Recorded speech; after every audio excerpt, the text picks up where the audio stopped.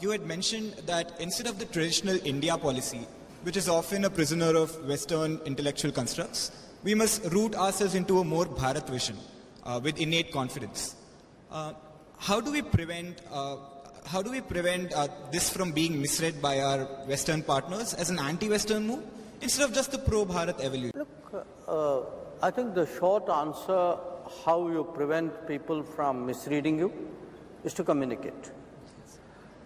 If you communicate well and clearly and honestly, I think other countries, other people respect it and accept it.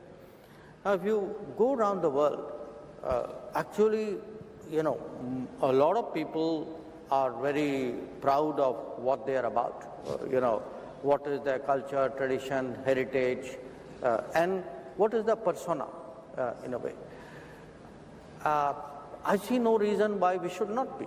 I mean, after all, if you look at it, there are really very, very few ancient civilizations which have survived to become major modern nation states. And we are one of them. We have a sense of our past, which very few countries have. I mean, I can count those countries on the fingers of one hand, and not too many fingers at that.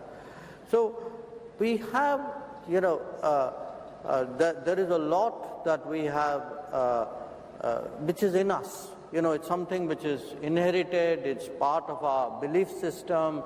Nobody needs to teach us that. You actually, in many ways, you pick it up in your surroundings, in your homes. It is there in our language, in the concepts and metaphors we use.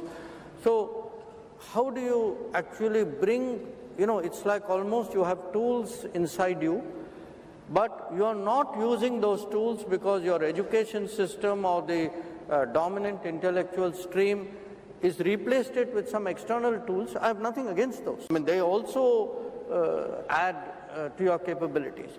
But how do you bring out those internal, tools and mechanisms and creativity and energies which are inside us and express them? And it's again part of an evolution because, after all 200 years, after a Western-dominated world, it is now 80 years since much of Asia and Africa and Latin America regained their independence.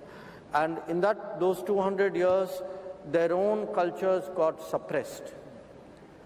So I think your question, how do you make sure this is not anti-Western? I think it's non-Western, and it's important for us to explain to the West that, look, there was a period of distortion where the natural diversity of the world was suppressed.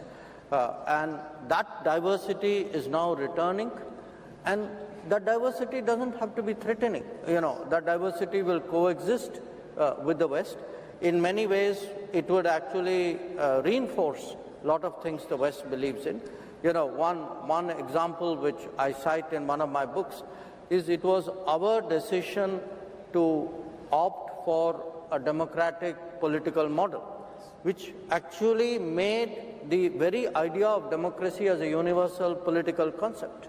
That had we not gone that way, I think the democratic model as we know it would have been actually very, very regional and very narrow. And I would say it's our right, I would say almost a duty, our obligation to, express our thoughts and our values and our culture and our history. But it can be done in a congenial partnership kind of way, because I think that partnership with the West is important. I think it is very much a way of how we shape the world. If you like the video, do like, comment, share and subscribe.